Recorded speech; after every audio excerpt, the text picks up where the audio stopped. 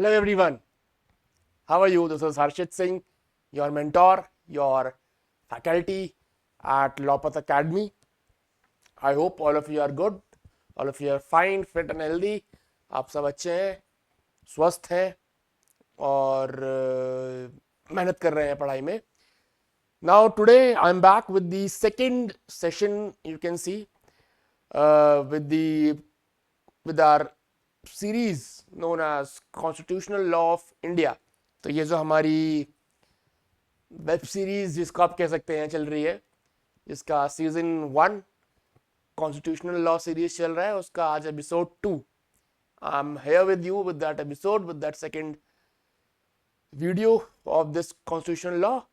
And we at Lawpath Academy are very focused, as I had told you in the last introductory video, that what is the purpose of this video of this constitutional law lecture series. सारे citizens के लिए है, सबको aware कराना उनके rights के बारे में.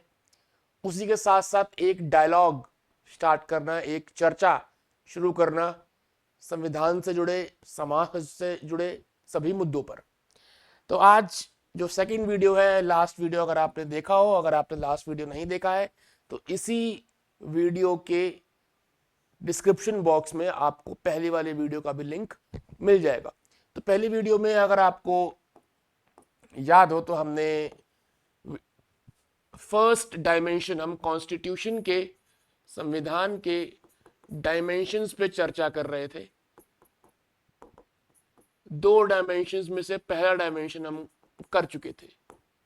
अगर मैं आपको बताऊं उस फर्स्ट डायमेंशन के बारे में, तो चर्चा कुछ इस प्रकार थी कि फर्स्ट डायमेंशन जो हमारे संविधान का है, पहला डायमेंशन जिसको आप कह सकते हैं, that aims to regulate and organise the society. वो प्रयास करता है हमारे समाज को एक प्रोग्रेसिव समाज बनाने के लिए,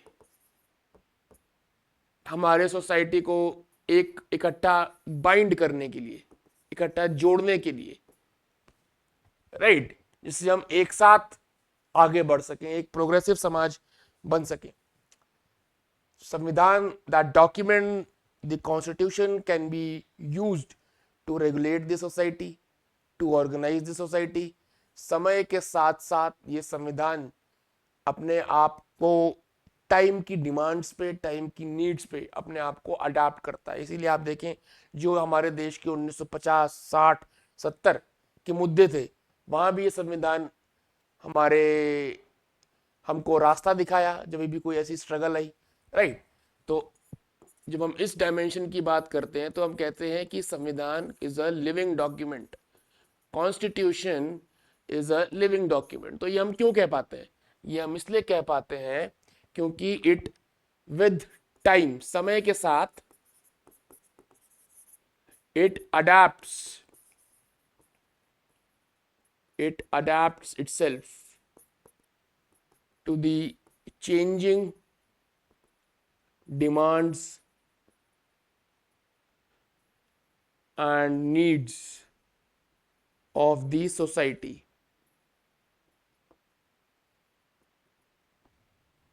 इस वजह से जो 1950 के हमारे मुद्दे थे, इश्यूज थे, स्ट्रगल्स थे, उस वक्त भी संविधान ने, इसी डॉक्यूमेंट ने हमको रास्ता दिखाया, कितने सारे मुद्दों को सुलझाया. आज 2025 है, आज भी हमारे जो समाज के स्ट्रगल्स हैं, जो इश्यूज हैं, जो कॉन्फ्लिक्ट्स हैं, वहां पे ये हमारा मार्गदर्शन करता है, हमको रास्ता दिखाता है. It shows us a way how to resolve that conflict. So starting from 50 to 25 and very much in our future, it will always remain relevant. So basically it does not only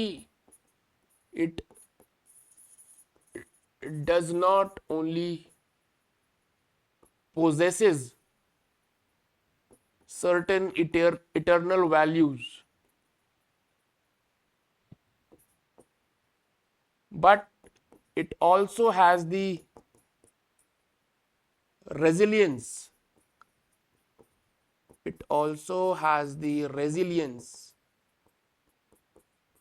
to keep them relevant for times to come. Relevant always. तो इसमें जो eternal values हैं, eternal values वो values होती हैं जो किसी एक समय, किसी एक दौर में सीमित नहीं रहती, राइट। अगर आप मुझसे पूछें कि सर ये इटर्नल वैल्यूज से आप क्या समझते हैं, तो इटर्नल वैल्यूज वो वैल्यूज हैं, वो सिद्धांत हैं जो किसी एक ही समय तक आपके रेलेवेंट नहीं रहते। वो सिद्धांत होते हैं, वो मूल होते हैं जो किसी भी समय या हर वक्त हमेशा रेलेवेंट ही बने रहते हैं, राइट। और उन्हीं वही जो वैल्यूज है वो हमारे संविधान में, जैसे मैंने आपको बताया, equity, justice, good conscience, reasonableness, non arbitrariness, liberty, freedom, fraternity, equality, ये सब जो सिद्धांत हैं ये केवल 10 साल, 20 साल, 30 साल, 40 साल केवल उसी सीमा या किसी एक दशक या किसी एक दौर तक अपने आप में सीमित रहने वाले या अपने आप में रेलेवेंट रहने वाले नहीं है। ये आने वाले कई सालों तक और हमेशा, ये जब तक हमारा संविधान रहे, जो कि हमेशा रहेगा, तब तक ये मुद्दे, तब तक ये values, eternal values, they are beyond time. Eternal values मतलब they are beyond time, they transcend the time, any temporary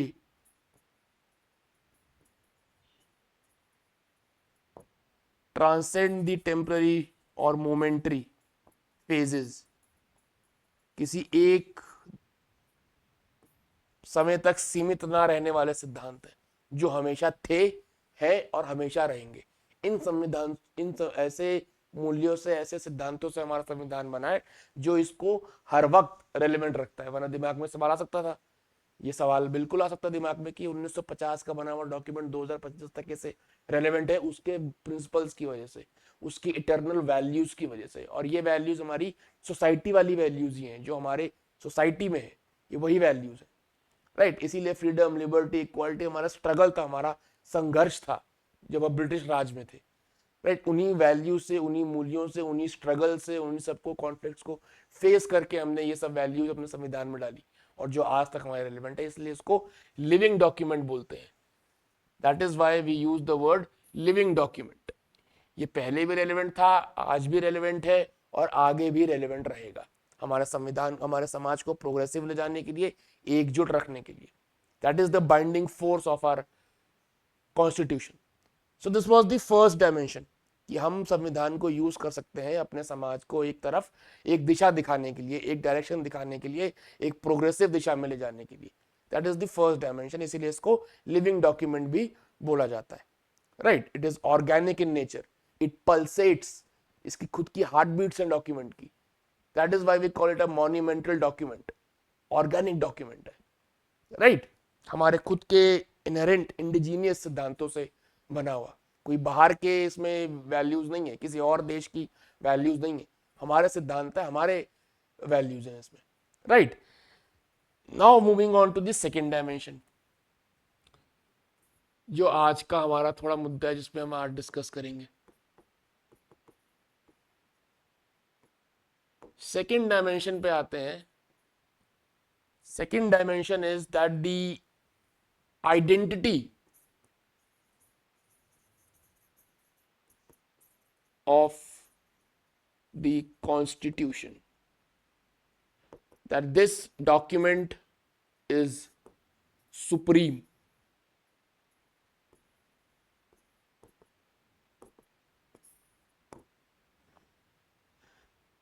this document gives you a principle of the rule of law.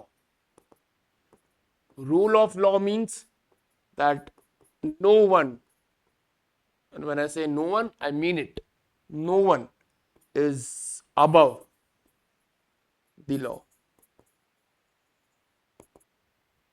ये प्रिंसिपल, इस principal पे हमारा सिद्धांत, ये एक और principal है जिस पे हमारा संविधान टिका हुआ है।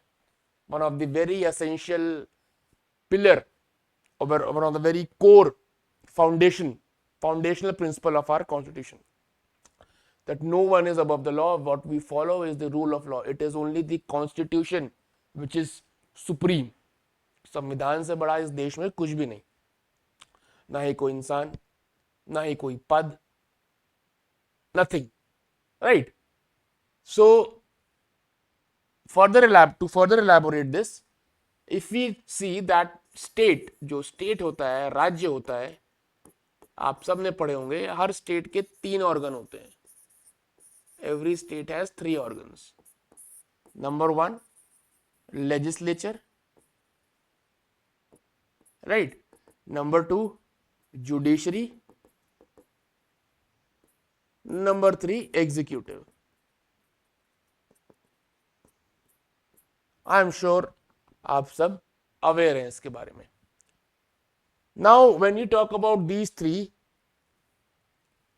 और इन तीनों, when we talk in terms of the powers, इन तीनों को जो पावर दी गई है वो कहां से मिली है? संविधान से मिली है. ये सब बने कैसे हैं? संविधान से ही बने, कॉन्स्टिट्यूशन, राइट? कोई, that is why if someone ask what is, who is supreme, it is the constitution which is supreme, right? ना ही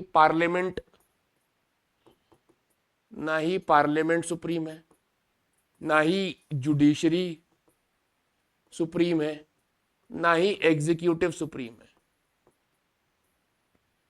सुप्रीम केवल एक डॉक्यूमेंट है जिसको आप बोलते हैं कॉन्स्टिट्यूशन. तो ये बात तो अपने दिमाग में आप एकदम क्लियर ही रखिएगा हमेशा, राइट? इनमें से कोई भी सुप्रीम नहीं है. सुप्रीम केवल एक किताब है जिसको हम बोलते हो संविधान. नाउ एक स्टेट को रन करने के लिए it is very important that these 3 bodies, these 3 organs of the state perform their functions within. They need to perform their functions, they need to discharge their duties within constitutional limits. Within constitutional limits. मैंने last time एक line discuss करी थी, जो संविधान है that is a document which of limits and aspirations. तो ये जो लिमिट्स हैं, ये लिमिट्स यही लिमिट्स हैं जो इन तीनों ऑर्गन्स पे इम्पोज करी जाती हैं जब ये अपने फंक्शंस परफॉर्म कर रहे होते हैं. ये जो इनकी पावर्स हैं जो संविधान ने इनको दी हैं, ये पावर जो हैं they are not unlimited, they are not unfettered.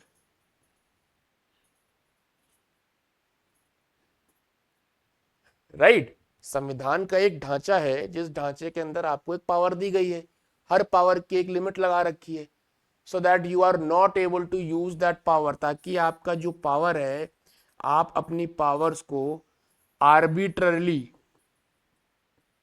Manner में इस्तेमाल ना करें. आप अपने पावर्स को किसी कैप्रिशियस मैनर में इस्तेमाल ना करें या कोई बैड फेथ में इस्तेमाल ना करें. आप कानून को बदला लेने के लिए इस्तेमाल ना करने लग जाए, क्योंकि अगर आप ऐसा करेंगे तो दैट मीन्स आप तीनों में से जो भी ऐसा करेगा इन तीनों में से, तो दैट मीन्स वो अपने जो संवैधानिक ढांचा है, जो पावर्स दी गई हैं उस फ्रेमवर्क के अंदर, उस फ्रेमवर्क से बाहर जा रहा है. लिमिट्स की, पावर्स की एक लिमिट है, उस लिमिट के अगर आप बाहर जाते हैं तो आप रूल ऑफ लॉ को वायलेट करते हैं. And rule of law is the second dimension of our constitution. If you are performing your functions, if you are using your power in an arbitrary manner, capricious manner या bad faith में, आप rule of law को violate कर रहे हैं.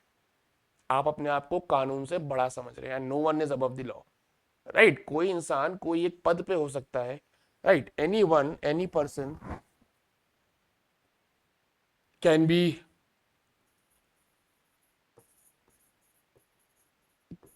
कोई आदमी PM हो सकता है, कोई आदमी प्रेसिडेंट हो सकता है, कोई आदमी सीजीआई हो सकता है, कोई आदमी डीएम हो सकता है, कोई आदमी सीएम हो सकता है। आप इन सब पदों पे हो सकते हैं, बट इन सब पदों पर बैठने से, इन सब पोस्ट्स को होल्ड करने से क्या आप अबव द लॉ हो जाते हैं? Are you above the law? Do you become above the law? No. You might get certain privileges, हो सकता है इन पोस्ट पे बैठने पे आपको कुछ प्रिविलेजेस दी जाए,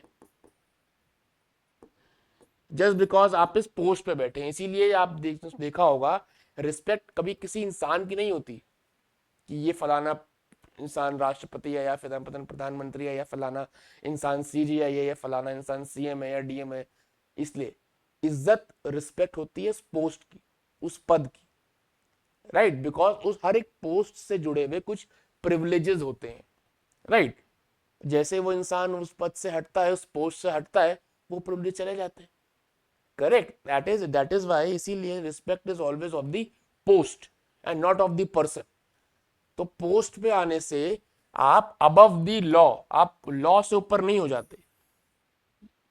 you remain, you are still, required to perform your functions,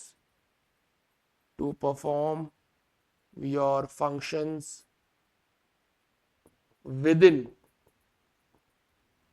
the framework of constitution.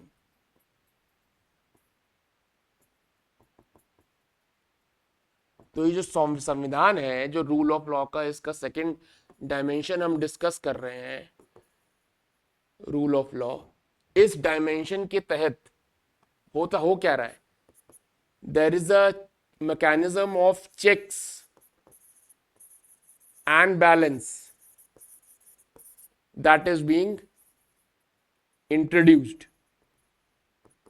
भाई तीनों ऑर्गन की जो पावर है, पार्लियामेंट है, जुडिशरी है, एग्जीक्यूटिव है, इन तीनों की पावर्स को लिमिट्स में रखा जाए, इन तीनों की पावर्स को चेक करने के लिए और बैलेंस करने के लिए संविधान में प्रोविजंस होने चाहिए, सो दैट कोई भी ऑर्गन, चाहे वो जुडिशरी हो, पार्लियामेंट हो, एग्जीक्यूटिव हो, कोई भी उस पावर स्ट्रक्चर के, पावर फ्रेमवर्क के बियॉन्ड ना जाए। क्योंकि अगर वो ऐसा गया तो इसका मतलब वो रूल ऑफ लॉ वायलेट करेगा, और रूल ऑफ लॉ एक बेसिक स्ट्रक्चर है आपके संविधान का, आप उसको वायलेट नहीं कर सकते, राइट? अब कुछ प्रोविजंस देख के समझने की कोशिश करते हैं कि ऐसा कैसे हो सकता है, ये कौन से चेक्स एंड बैलेंसेस हैं, राइट? आप इन चेक्स एंड बैलेंसेस को किस रूप में अपने संविधान में देखते हैं? तो अगर अब हम इनके फंक्शंस की बात करें, पार्लियामेंट की बात करें, फॉर एग्जाम्पल पार्लियामेंट का फंक्शन, पार्लियामेंट क्या है? लेजिस्लेचर है,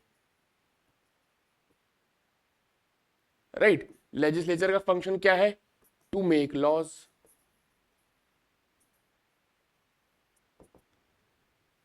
दूसरा आ जाओ, एग्जीक्यूटिव का क्या है फंक्शन? To implement laws.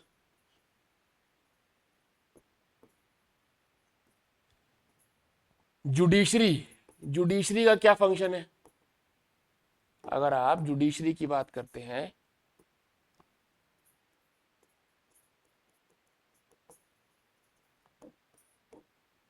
इसका फंक्शन है टू इंटरप्रेट द लॉज।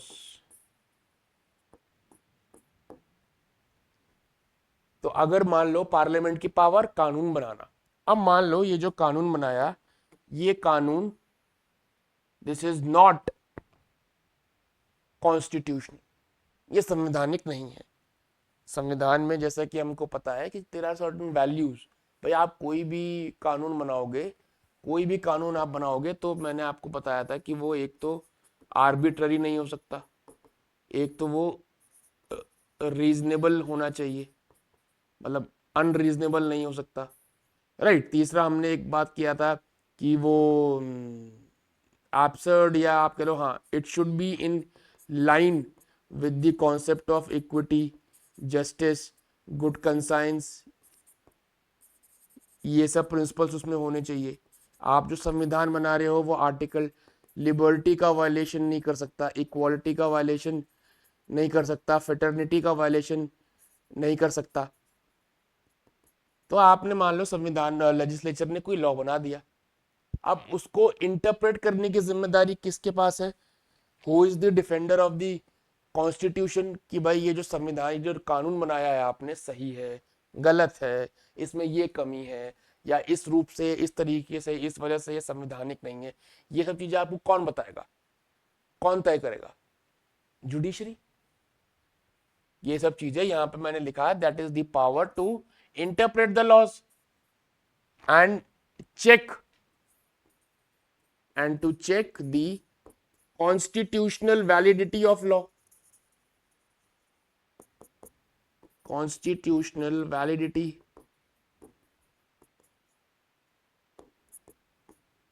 तो पावर पार्लियामेंट की, अगर उन्होंने ये पावर ठीक तरीके से मान लीजिए इस्तेमाल नहीं करी, तो इसको चेक करने के लिए कौन बिठा रखा है? जुडिशरी। तो मैं आपसे क्या डिस्कस कर रहा हूं? Checks and balances. तीन ऑर्गन है, पार्लियामेंट, जुडिशरी, एग्जीक्यूटिव, तीनों की पावर है। इनकी पावर चेक कौन कर रहा है? कौन चेक करेगा कि ये अपने लिमिट्स में काम कर रहे हैं या नहीं कर रहे हैं? कौन चेक करेगा कि ये अपनी बियॉन्ड द पावर्स नहीं जा रहे हैं? कौन चेक करेगा कि ये संविधान से बाहर नहीं जा रहे हैं, ये अबव द लॉ अपने आप को नहीं समझ रहे हैं, ये रूल ऑफ लॉ फॉलो कर रहे हैं या नहीं कर रहे हैं?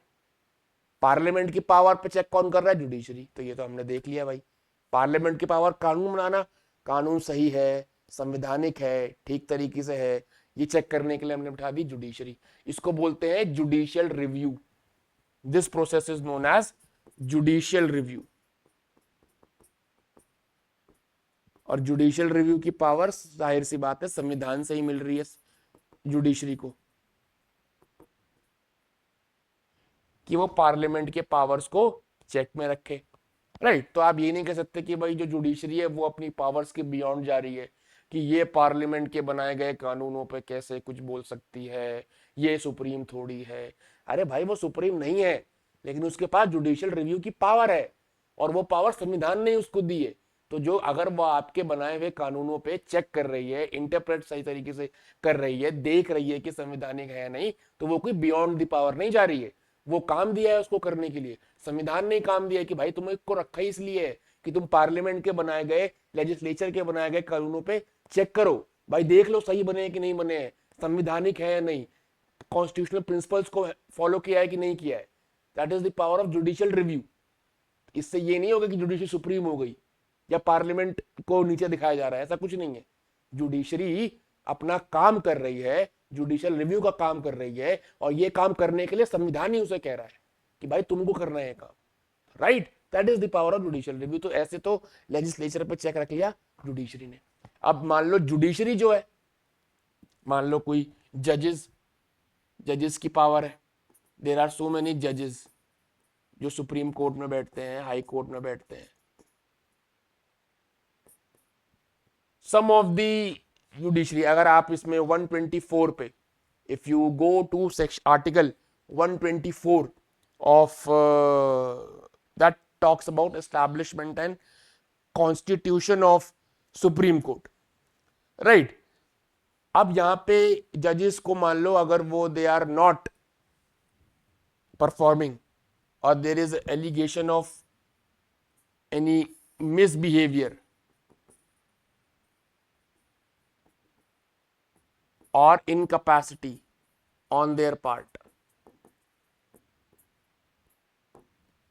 ये दो ग्राउंड बन जाते हैं जजेस को भी उनकी कुर्सी से, उनके पद से हटाने के लिए, टू रिमूव। तो जजेस अगर अपनी पावर, जुडिशरी अपनी पावर सही तरीके से इस्तेमाल नहीं कर रही, तो जाहिर सी बात है ना, आप मुझसे पूछोगे सर पार्लियामेंट ने अपनी पावर ज्यादा इस्तेमाल करी, तब तो आपने बता दिया फट से कि जुडिशरी ऐसे ऐसे उन पर चेक रख सकती है, जुडिशियल रिव्यू कर सकती है। अगर जुडिशरी या जजेस जो हैं वो अपनी पावर को ढंग से परफॉर्म नहीं करे, वो अपनी वैल्यूज को, वो अपने काम को ठीक तरीके से नहीं करे, तो आर्टिकल 124 सब क्लॉज 4 में जाके आप देख सकते हैं, अ जज of supreme court shell can be removed by the procedure president जो है उनको उस पद से हटा सकता है अगर ये साबित हो जाए कि किसी भी जज ने ये दो ग्राउंड्स उनके साबित हो जाते हैं कि भाई दे हैव मिसबिहेव्ड या और there is any allegation of incapacity. तो ऐसा नहीं है कि जजेस कुछ भी करें। इम्पीचमेंट नाम की आपने शब्द सुना होगा, इम्पीच, जजेस कैन बी इम्पीच। तो अगर जजेस अपनी पावर्स को सही तरीके से इस्तेमाल नहीं कर रहे, आर्बिट्ररीली इस्तेमाल कर रहे हैं, या किसी तरीके का मिसबिहेवियर है, या किसी तरीके की इनकैपेसिटी है जो जिसका एलिगेशन है उनके ऊपर, तो उनके लिए भी प्रोसेस है इम्पीचमेंट का। पार्लियामेंट चाहे तो अपना रेजोल्यूशन पास करके इंक्वायरी करा के जजेस एक्ट के अंदर, इंक्वायरी एक्ट के अंदर उनको भी हटा सकती है। तो यहाँ पे पार्लियामेंट जजेस पे चेक रख रही है। तो केवल ऐसा नहीं है कि भाई केवल जुडिशरी को बिठा दिया गया है वही सब पे चेक रखेगी। Correct, that is not how it works. So हमने देखा कि भाई जजेस, जो जुडिशरी है वो पार्लियामेंट पे चेक रख रही है। जजेस अगर कुछ पावर आर्बिट्ररीली इस्तेमाल कर रहे हैं या if there is any allegation of misbehaviour या इनकैपेसिटी, तो आर्टिकल 124 सब क्लॉज 4 के अंदर पार्लियामेंट के पास भी पावर दे दी कि भाई आप भी इन्हें हटा सकते हैं, इंक्वायरी करा के हटा सकते हैं। इम्पीचमेंट का प्रोसेस दे रखा है, रिमूवल का प्रोसेस दे रखा है मतलब। करेक्ट, तो ये भी हो गया। अब मान लो एग्जीक्यूटिव,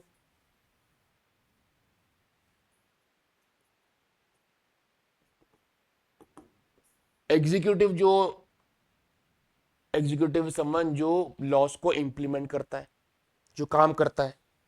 करेक्ट, तो जिनका जो काम करता है, मान लो वो कोई अपना फंक्शन करते हुए कोई ऐसा ऑर्डर पास कर दे, गवर्नमेंट में पास एन ऑर्डर,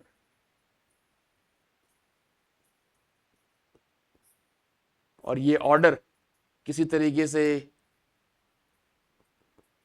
आर्बिट्ररी टाइप का है या अनरीजनेबल है या संविधान को वायलेट करता है, वायलेशन ऑफ कॉन्स्टिट्यूशन, संविधान के किसी भी प्रिंसिपल को अगर वायलेट करता है, इफ इट डज सो, तो इस ऑर्डर को भी जुडिशरी स्ट्रक डाउन कर सकती है अगर ये चैलेंज कर दिया जाए। आप लोगों ने अभी हाल ही में सुना होगा एक नाम, एक बुलडोजर जस्टिस।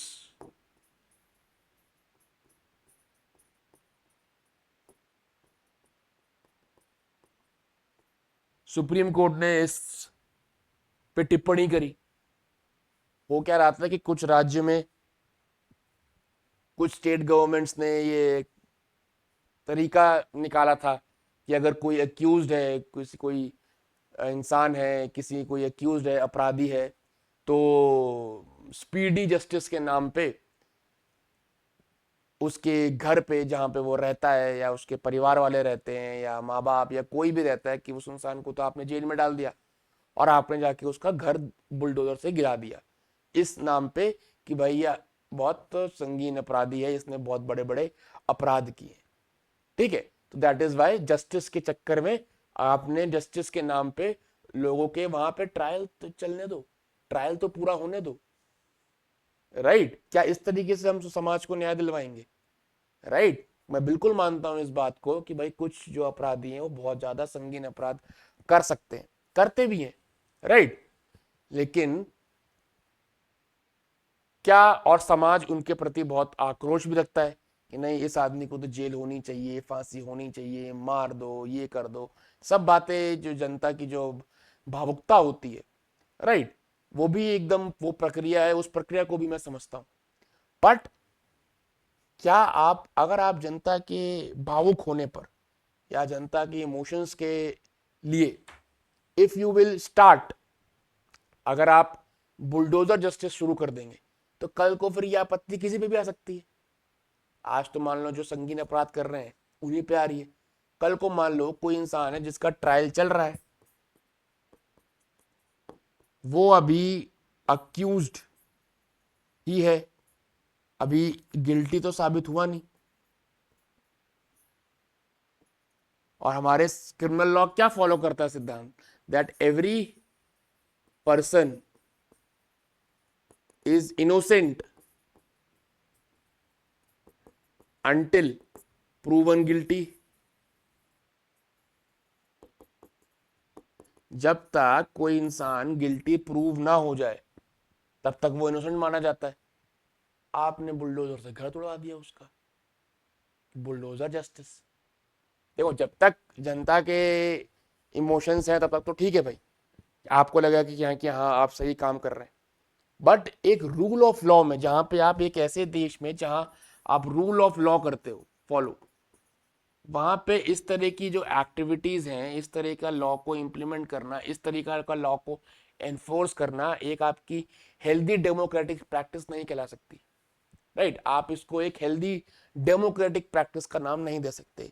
अपराधी है, उसका ट्रायल चल रहा है, अभी साबित भी नहीं हुआ दोषी, आपने घर तोड़ दिया। क्यों? क्योंकि जनता के आपको उससे जनता का सपोर्ट और सम्मान मिल रहा था। राइट सो हो सकता है कुछ समय के लिए आपको यह करना ठीक लगे, लेकिन ये रूल ऑफ लॉ जो आपके देश में स्थापित अगर किया गया है तो ये उसके बिल्कुल it is not in line, it does not fall in line with that principal of rule of law. ये रूल ऑफ लॉ आप इसको नहीं कह सकते। थोड़े टाइम के लिए बिल्कुल आपको सेटिस्फैक्शन मिल जाएगा कि हाँ भाई बहुत बढ़िया काम हो गया, राइट बट ये संवैधानिक तरीका नहीं है, रूल ऑफ लॉ में ये फॉलो नहीं करता। राइट इससे हो सकता है कि कभी ना कभी आपको अभी फिलहाल हो सकता है ठीक लग रहा हो, लेकिन बाद में लॉलेसनेस का सामना करना पड़े आपको। राइट में रूल ऑफ लॉ अगर आप इस तरह की एक्टिविटीज करोगे तो उसको बोलेंगे एक लॉलेस सोसाइटी है, यहाँ पे लॉ है ही नहीं, तभी ये करना पड़ता है। कानून आपका इसका मतलब कमजोर है, तभी आपको इस तरह के रास्ते अपनाने पड़ते हैं। अगर आपका कानून ताकतवर होता तो आपको इस तरह की प्रक्रिया की कोई जरूरत ही नहीं पड़ती। Statelessness, lawlessness, tyranny,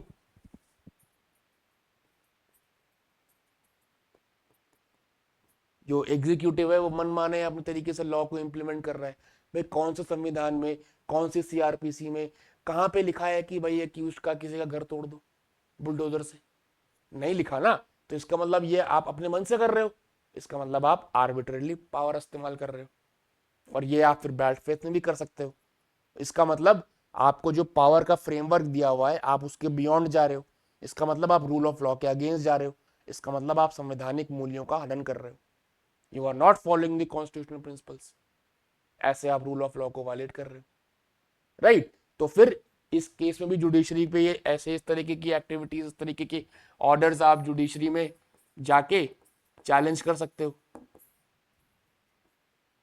they can be challenged, और चैलेंज हुए भी हैं। करेक्ट तो जब आप रूल ऑफ लॉ की बात करते हो तो एक डेमोक्रेटिक गवर्नेंस की बात करते हो तो आपको रूल ऑफ लॉ तीन तरीकों से या ये समझना चाहिए रूल ऑफ लॉ कंप्राइज क्या करता है। रूल ऑफ लॉ बनता है आपका एक डेमोक्रेटिक गवर्नेंस को सिग्निफाई करता है। रूल ऑफ लॉ मतलब एक डेमोक्रेटिक गवर्नेंस जहां पे वेरियस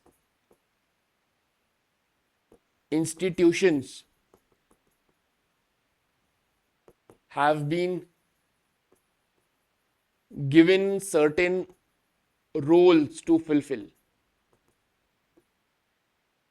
कुछ ना कुछ काम, कुछ ना कुछ रोल हर एक इंस्टीट्यूशन को आपको दिया गया। भाई आपके यहाँ पुलिस है, इसको अलग, ये एनफोर्समेंट एजेंसीज हैं, इसको काम दिया गया है। राइट आपके यहाँ अलग अलग है, आपके यहाँ इलेक्शन कमीशन बनाया गया, ठीक है। आपके यहाँ और भी कई बॉडीज हैं, कितनी सारी बॉडीज हैं आपके यहाँ, फाइनेंस कि जितने भी कमीशन है, उसके बाद ऑब्वियसली आपके पास जुडिशरी है, उसके बाद लेजिस्लेचर है, उसके बाद एग्जीक्यूटिव है, ठीक है। पुलिस कमीशन बताया मैंने आपको, इलेक्शन कमीशन बताया, फाइनेंस कमीशन बताया, ये केवल एक अभी मेरे दिमाग में जो आ रहे हैं। इतनी सारी एजेंसीज हैं, इतने सारे इंस्टीट्यूशंस हैं आपके यहाँ काम करने के लिए। अब इन सबको अलग अलग रोल दिए गए हैं, have been given certain roles to fulfil, संवैधानिक रोल दिए गए हैं। राइट सीएजी है, करेक्ट। एडमिनिस्ट्रेटिव ट्रिब्यूनल्स हैं, सबको अपने अपने रोल दे दिए कि भाई आपको ये करना है, आपको ये करना है, आपको ये करना है। करेक्ट। तो वो सब जो काम है वो आपको अपनी लिमिट्स, जो पावर की लिमिट्स हैं उसके अंदर करना पड़ेगा ना। आप उस लिमिट के बियॉन्ड जाओगे, आप उस पावर के बियॉन्ड जाओगे, तो that means you will be violating rule of law. आप रूल ऑफ लॉ को, इसका मतलब वायलेट कर रहे होगे, राइट। और आपकी जो तीसरा जो कॉन्स्टिट्यूशनल गारंटीज है एक इंसान को, आपको, मुझे, there are certain constitutional guarantees जो हमको मिली हैं। संविधान पढ़ेंगे तो वहां आपको मिलेगा, भाई आपको और मुझे गारंटी मिली है कि भाई हमको लिबर्टी, इक्वालिटी, फ्रीडम, अलग अलग तरह की, ये सब प्रदान किए जाएंगे संविधान द्वारा। तो ये सब जो गारंटीज आपको मिली हैं, ये सब जो गारंटीज मुझे मिली हैं, ये सब आपको एनफोर्स कैसे कराओगे भाई? ये तो लिख दिया है केवल, ये सब आपने लिख तो दिया, बहुत अच्छी बात है, लिख दिया, आपने लिख दिया, हमने पढ़ लिया, हमको पढ़ के बहुत मजा आया, बड़ा एश्योरेंस मिला, बहुत अच्छा लगा कि अरे संविधान हमको ये सब दे रहा है, बहुत अच्छी बात है। लेकिन अब ये सब इंश्योर कैसे करते हो, आप ये सब सुनिश्चित कैसे करते हो कि ये सब इंसान को, नागरिकों को मिलेगा? By democratic democratic polity. और पॉलिटी में आते हैं आपके यही सारे इंस्टीट्यूशंस, ये है आपकी पॉलिटी। तो ये सब जो है लिबर्टी, इक्वालिटी, फ्रीडम, किसी का घर वर तोड़ दोगे, ऐसे ऐसे ऑर्डर पास कर दोगे, तो काय की लिबर्टी, काय की इक्वालिटी? अगर आप इस तरीके से ऑर्डर पास करोगे या आर्बिट्ररीली इस्तेमाल करोगे या लॉ गलत बना दोगे, संवैधानिक नहीं बनाओगे, या जुडिशरी के जो न्यायपालिका में लोग बैठते हैं अगर वही मिसबिहेवियर करने लग जाए या किसी तरह की इनकैपेसिटी में आ जाए, राइट, तब आप फिर क्या लिबर्टी, फिर क्या इक्वालिटी? आप फिर डेमोक्रेटिक पॉलिटी अपने आप को नहीं कह सकते।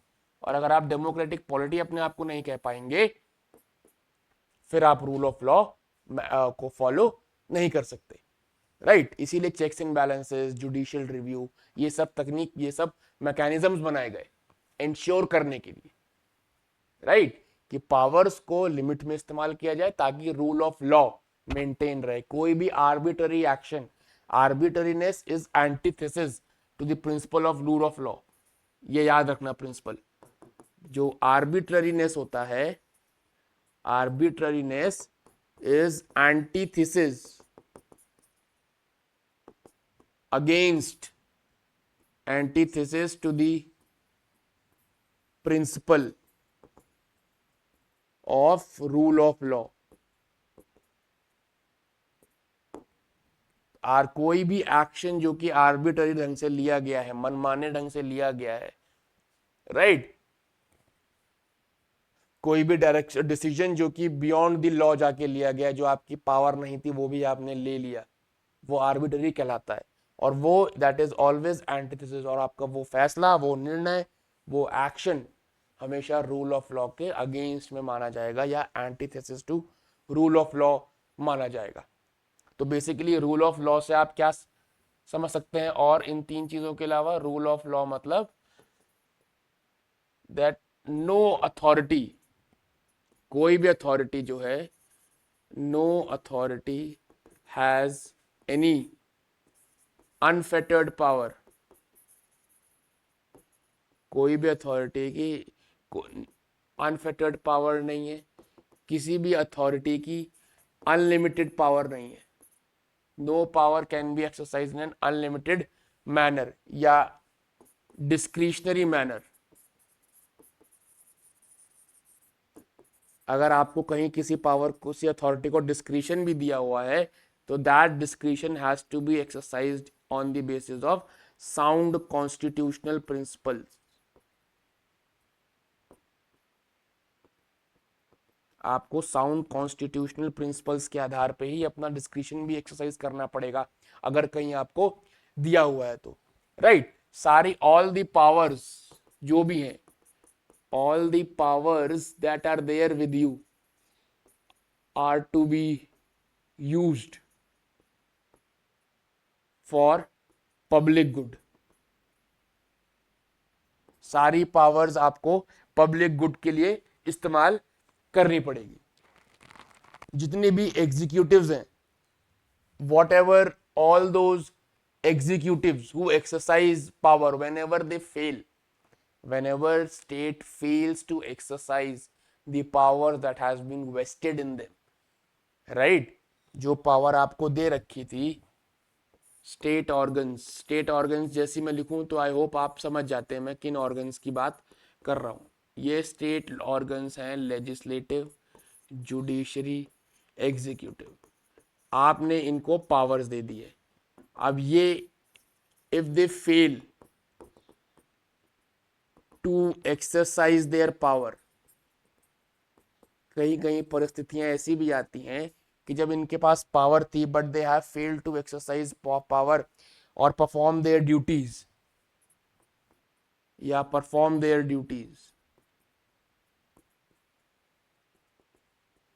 तब कोर्ट को इंटरवीन करना पड़ता है। Then courts have to intervene, right, to take corrective measures to ensure rule of law बना रहे।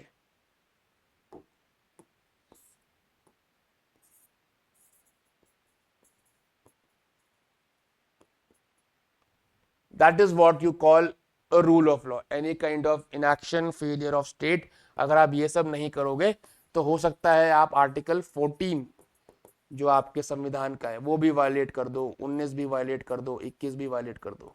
और अगर ये सब वायलेट होगा तो फिर रूल ऑफ लॉ आपका वैसे ही नहीं बचता, राइट? सो आई होप आपको थोड़ा रूल ऑफ लॉ का आइडिया लगा हो। This was the second dimension of our constitutional of our document called the constitution. तो आपको समझ में आया कि संविधान का दूसरा फर्स्ट डायमेंशन क्या है, सोसाइटी को रेगुलेट करना, एक दिशा देना, प्रोग्रेसिव दिशा देना और एक वो लिविंग डॉक्यूमेंट है। और दूसरा डायमेंशन है हमारा रूल ऑफ लॉ के रिगार्डिंग, कि रूल ऑफ लॉ को फॉलो किया जाए, माना जाए जितना हो सके मैक्सिमम में। जितनी भी स्टेट ऑर्गन्स है वो सब अपने अपने फंक्शंस, अपनी पावर्स का एक्सरसाइज करें, लेकिन जो पावर्स हैं वो आर्बिट्ररली इस्तेमाल ना की जाए। और अगर ऐसा हो तो आपके पास चेक्स एंड मैकेनिज्म्स दे रखा है टू बैलेंस आउट थिंग्स संविधान में, राइट?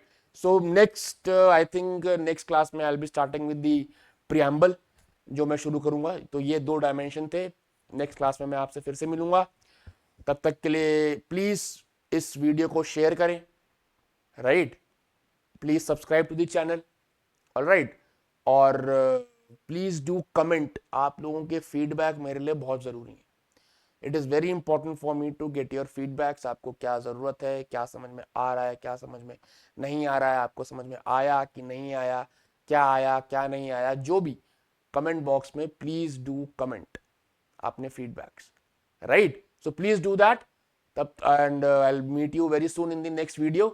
तब तक के लिए stay fit, fine, healthy and जय हिंद।